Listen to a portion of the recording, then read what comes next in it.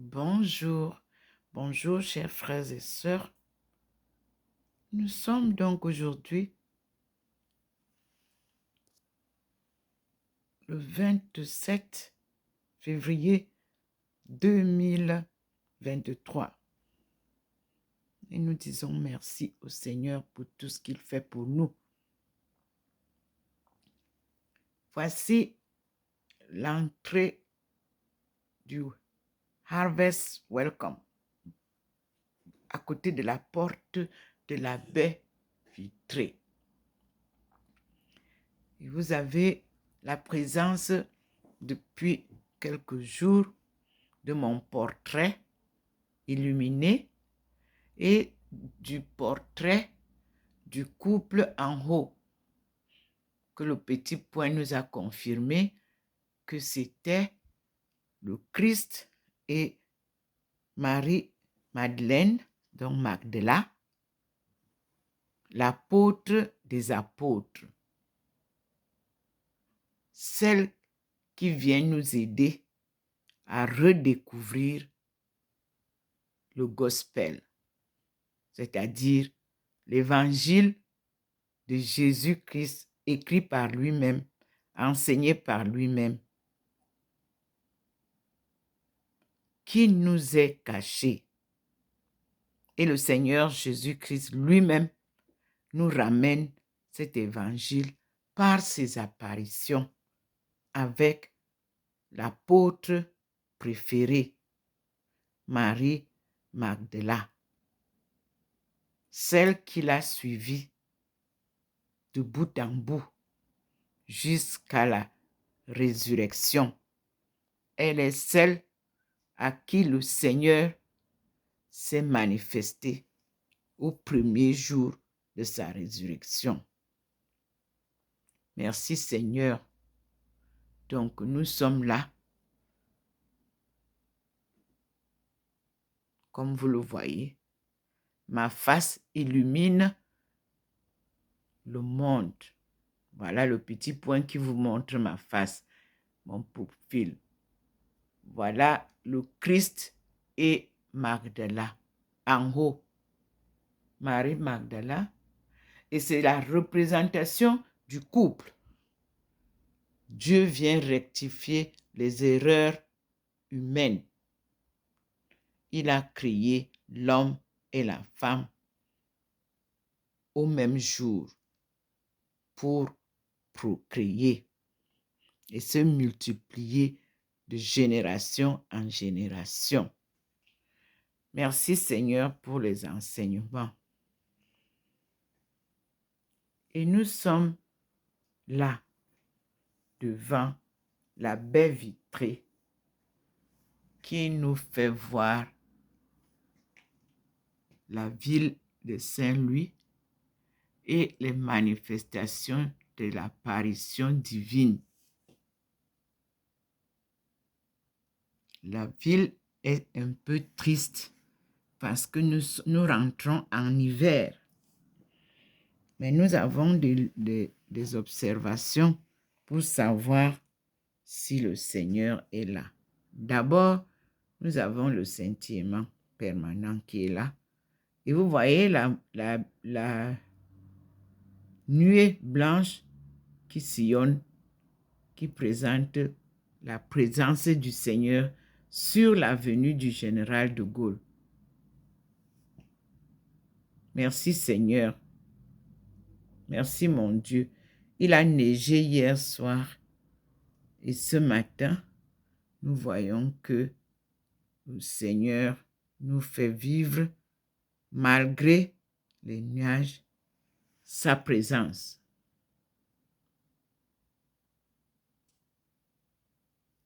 Sur la table, comme d'habitude, nous voyons la bande droite sous le pot.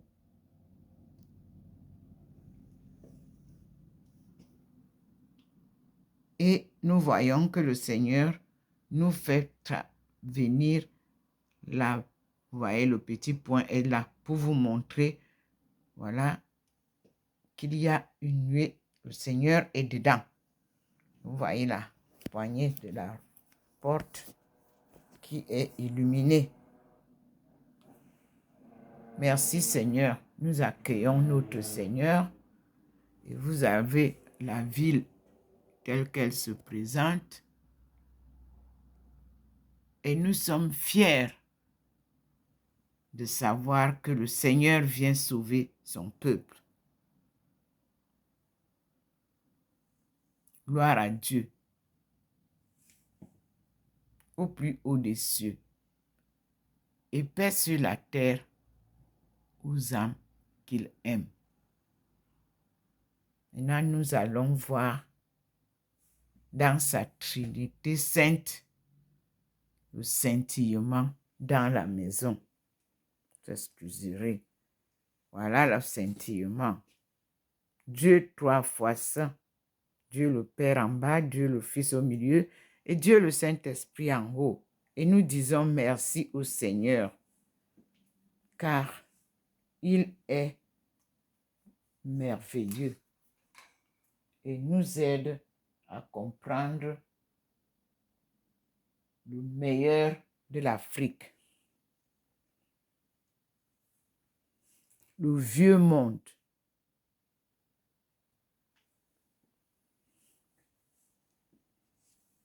Merci Seigneur pour ta présence.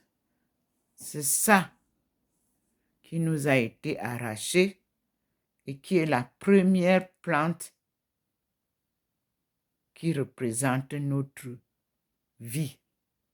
Et le palmier, Iton, Ekwan, Ujo. À partir de là, ce sont des produits phares. Et c'est notre patrimoine ancestral. Merci Seigneur pour l'enseigne. Nous disons gloire à Dieu. Et je m'assieds pour écouter la voix du Seigneur qui nous appelle, qui nous interpelle.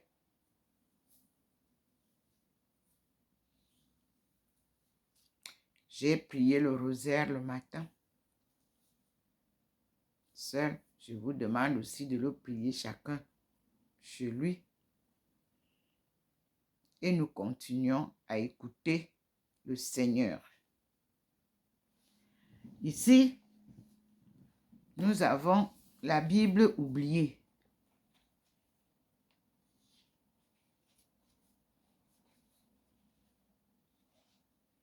Et nous avons les extraits du martyre d'Isaïe, chapitres 3 et 5. Ce sont les écrits hébraïques perdus. Comme je vous l'ai dit, tout ce dont j'ai eu besoin, le Seigneur me l'a donné. La Bible oubliée, apocryphe de l'Ancien et du Nouveau Testament. En tant que chercheur, on parle par l'air. On parle avec des preuves à l'appui. Ce livre, ce n'est pas moi qui l'ai écrit. La Bible oubliée par J.R. Porter. Je lui dis merci. Je l'ai en anglais, je vous l'ai montré, couleur rouge.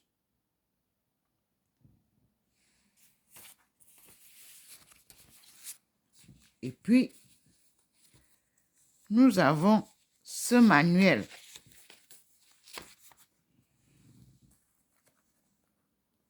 qui m'a été offert par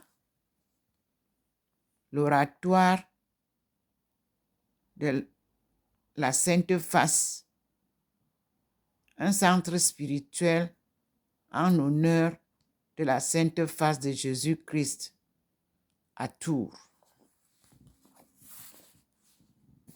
en 2013. Merci Seigneur.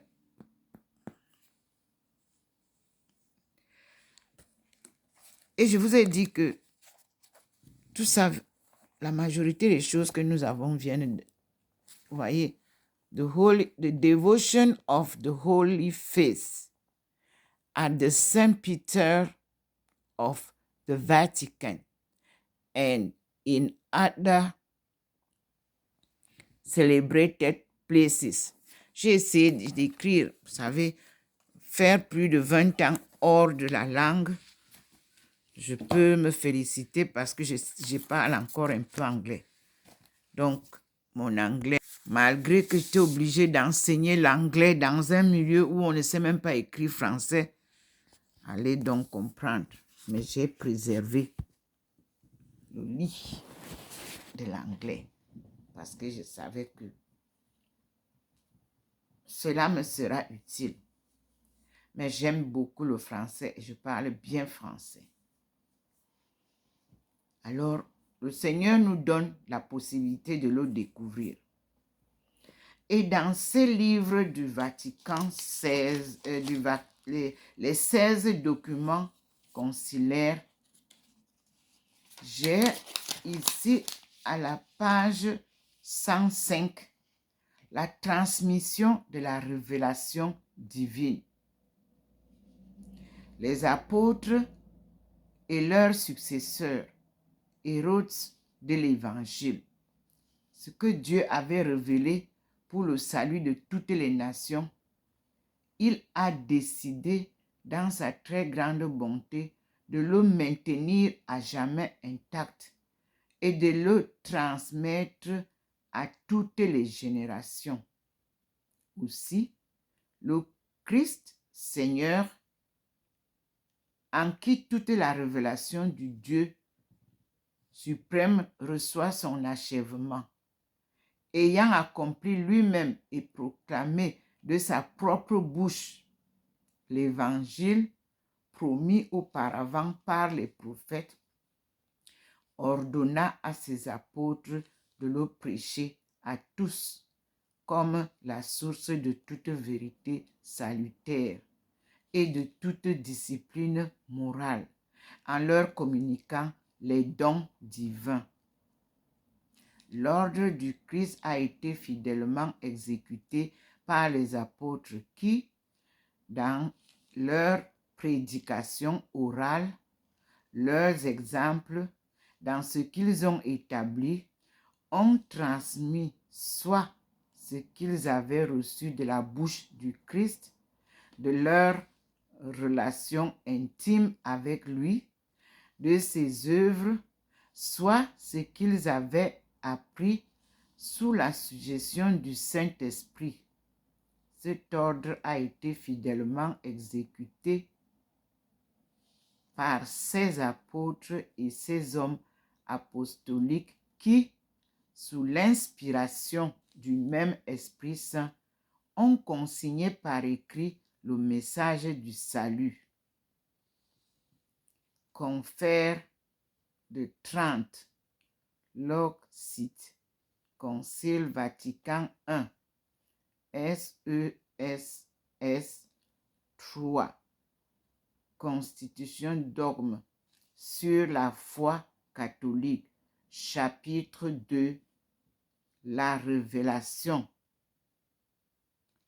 Dens, 1787, entre parenthèses, 3006. Pour que l'évangile fût gardé à jamais intact et vivant dans l'Église, les apôtres ont laissé comme successeurs les évêques, auxquels ils ont transmis leur propre charge d'enseignement. Confère S. Irénée contre les hérésies. 3. Je crois que c'est 3, chapitre 3, 1, PG 7. 848 et Harvey 2, page 9 sont les références. Cette traduction sainte et la sainte écriture des deux testaments sont donc comme le miroir dans lequel l'Église, pendant son pèlerinage sur terre, contemple Dieu, de qui elle reçoit tout, jusqu'à ce qu'elle soit arrivée à son terme. Le voir face à face tel qu'il est. Confère 1 Josée 3, verset 2.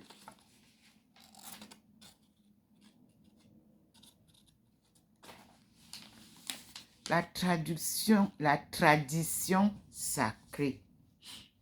Aussi, la prédication apostolique rapportée d'une façon spéciale dans les livres inspirés devait-elle être conservée par une succession continuelle jusqu'à la fin des temps. C'est pourquoi les apôtres,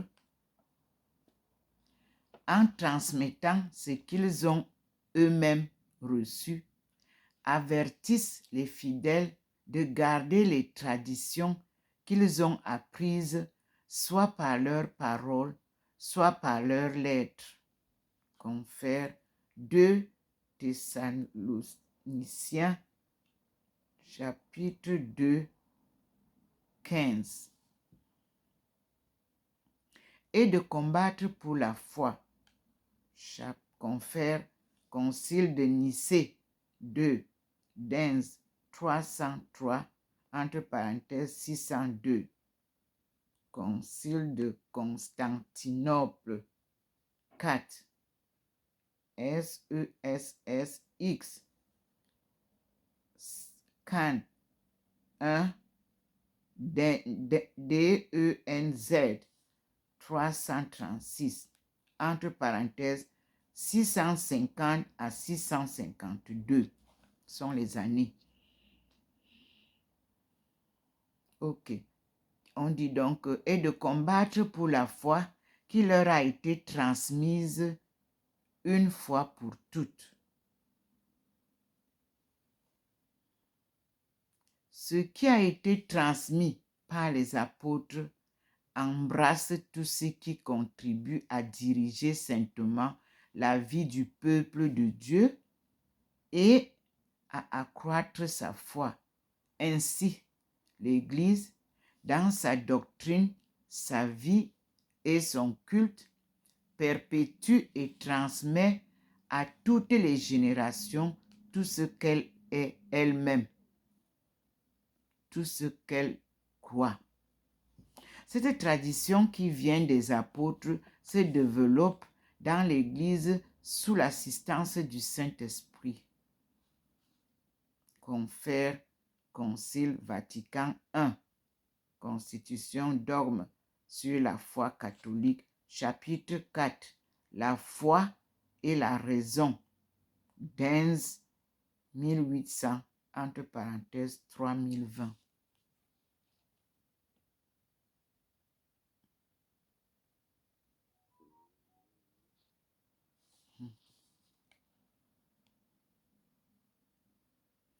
Grandit en effet la perception des choses et des paroles transmises. Je reprends. Cette tradition qui vient des apôtres se développe dans l'Église sous l'assistance du Saint-Esprit. Grandit en effet la perception des choses et des paroles transmises par la contemplation et l'étude qu'en font les croyants qui les gardent dans leur cœur. Confère Luc 2, versets 19 et 51.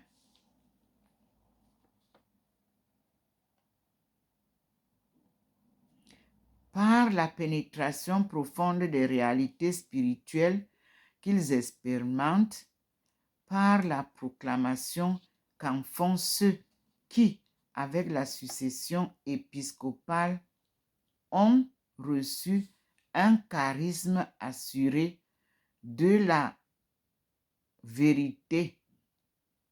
L'Église, à mesure que se déroulent les siècles, tend toujours à la plénitude de la vérité divine, jusqu'à ce que les paroles de Dieu reçoivent en elle leur consommation.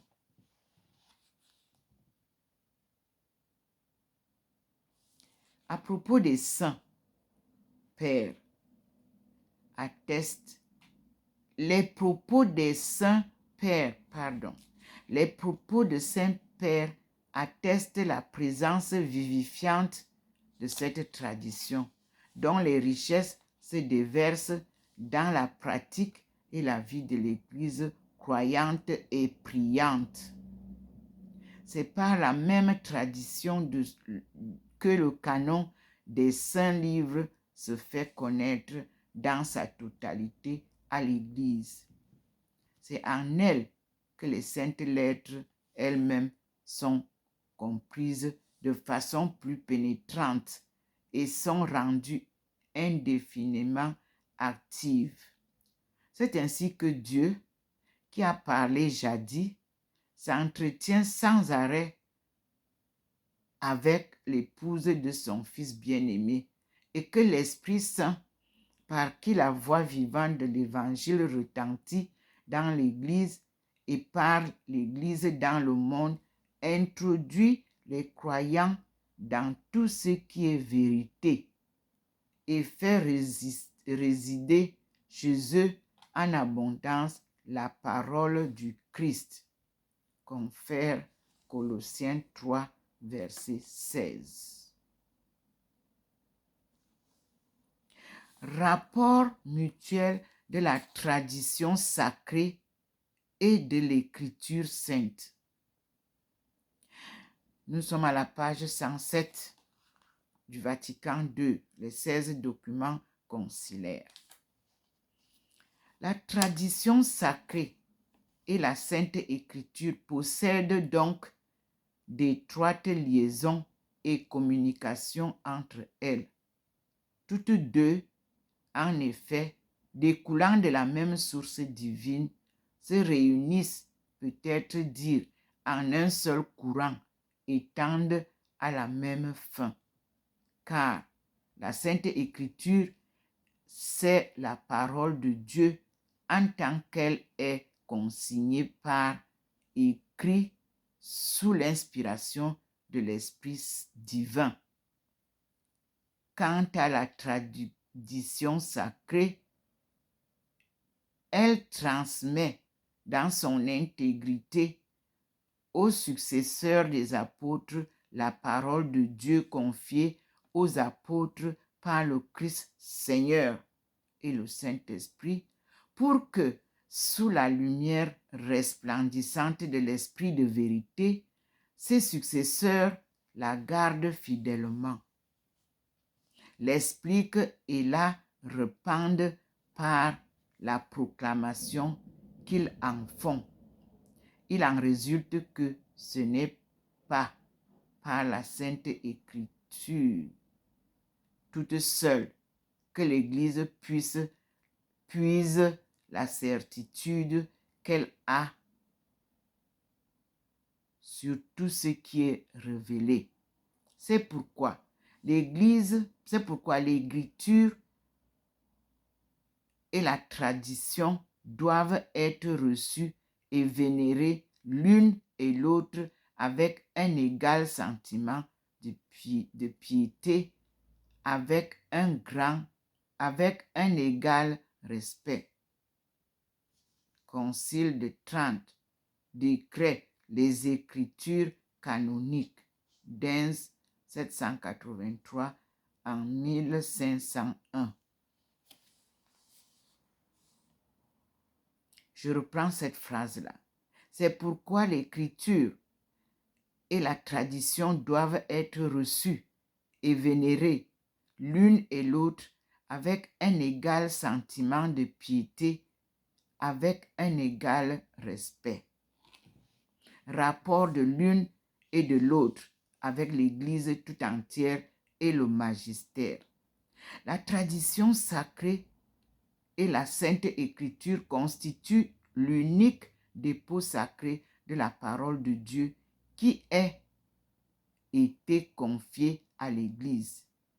En y étant attaché, le peuple saint tout entier, uni à ses pasteurs, persévère à jamais dans la doctrine des apôtres, la communion fraternelle, la fraction du pain et la prière, de sorte que pour garder, pratiquer, professer la foi transmise, il se fait un accord remarquable des évêques et des fidèles.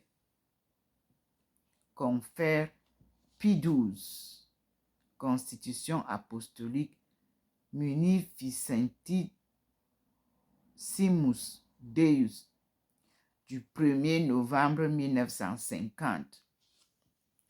AAC 42, 1950, entre parenthèses 1950, 756, rapportant les paroles du saint Cyprien, lettre 66,8, Cazel 3,2,736.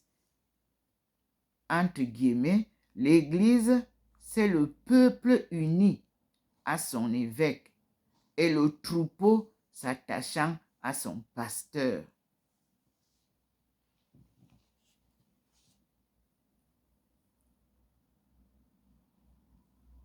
Mais la charge d'interpréter authentiquement la parole de Dieu écrite ou transmise a été confiée au seul magistère vivant de l'Église.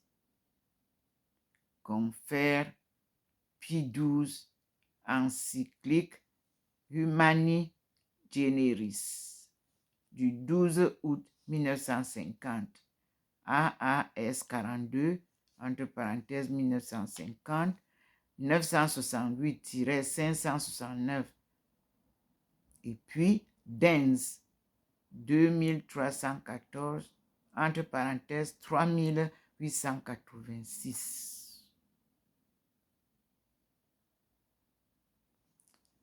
On dit donc que, mais la charge d'interpréter authentiquement la parole de Dieu écrite ou transmise a été confiée au seul magistère vivant de l'Église, dont l'autorité s'exerce au nom de Jésus-Christ. Ce magistère n'est pas au-dessus de la parole de Dieu. Il la sert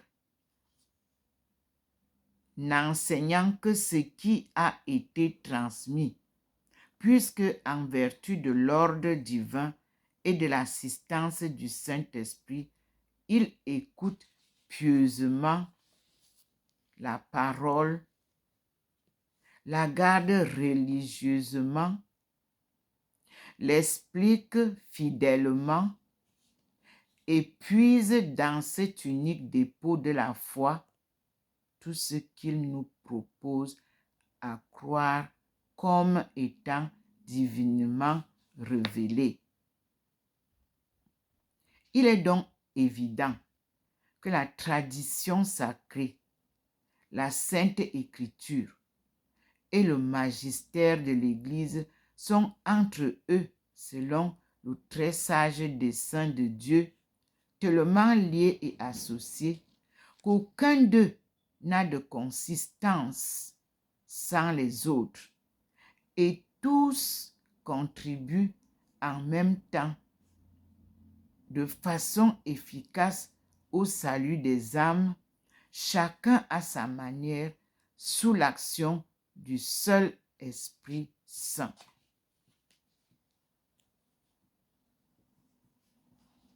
Merci Seigneur. Et la suite est donc l'inspiration divine de la Sainte Écriture et son interprétation. Nous allons passer sur une autre vidéo pour parler de l'inspiration divine de la Sainte Écriture et son interprétation. Merci Seigneur. Nous continuons.